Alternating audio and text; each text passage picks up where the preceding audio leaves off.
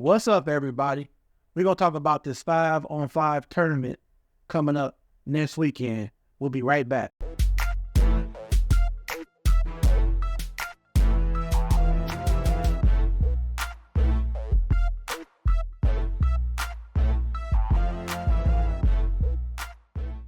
Welcome to another episode of Ring Walk Boxing Podcast.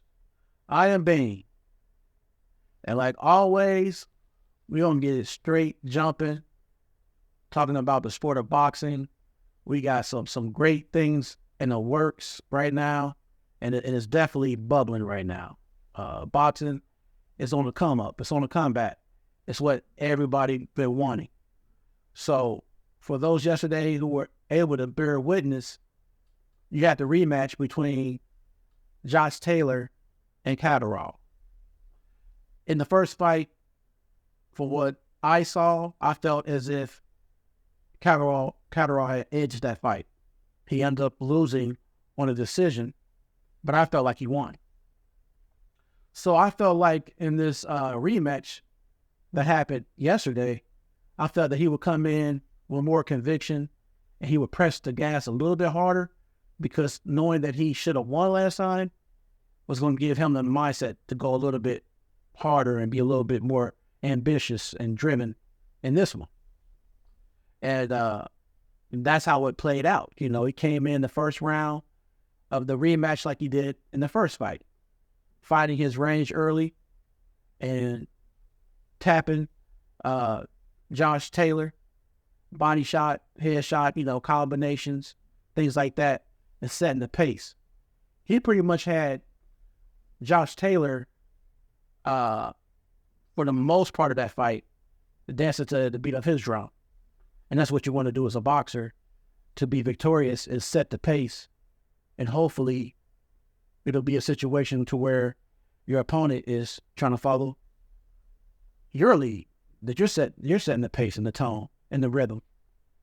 And for whatever reason, Josh Taylor could not seem to put a dent in the armor of Catterall, because he was like steps behind in everything that he was doing. He had a couple of good rounds, but overall, I would give, in my personal opinion, you can let me know yours in the comment section, I felt like Josh Taylor maybe won like 4 rounds out of the 12, and I would give 8 rounds to Catterall. I felt like he, as it happened in the end, he won by unanimous decision, and I felt like that was right.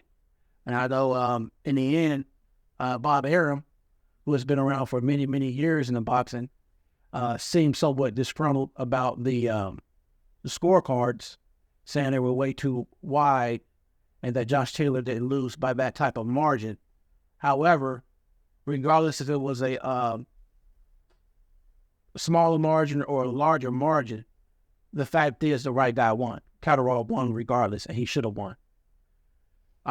So, if you saw that fight, let me know your thoughts on it. How many rounds you would give Josh Taylor, how many rounds you would give Catterall in the comment section of that rematch. Like that round, I believe 5 it was, he came in there hot like fire. Catterall throwing those combinations, and Josh Taylor couldn't seem to negate his right hand. All Catterall kept doing is popping out right, double jabs, triple jabs, following up with his power left. And then I believe around 6 or 7, Josh Taylor came in not protecting himself and caught a left hand from Catterall. Like he ran into that punch as the punch was coming, and I'm surprised that didn't drop him. And then shortly after that, in that same round, he caught another left hand, which is the power hand of Catterall. And in the same aspect, it's the same for Josh Taylor. He's a southpaw as well. But to me, Catterall just seemed to be overall the better guy, the better thinker. His foot work was better. His angles were better. His punch placement was better. His pinpoint accuracy was laser focused. He just did everything right in this fight. So shout out to both of these guys who stepped in the ring for our entertainment. But special shout out to Catterall And congrats for him on winning the fight. So I appreciate your time as always. And I want to make sure that you hit the like button, hit the bell notification, and comment in the comment section on what you thought about that fight, that rematch. And just make sure that you subscribe and tell a friend and share it or whatever platform you're on. And I will see you on the next round. Peace.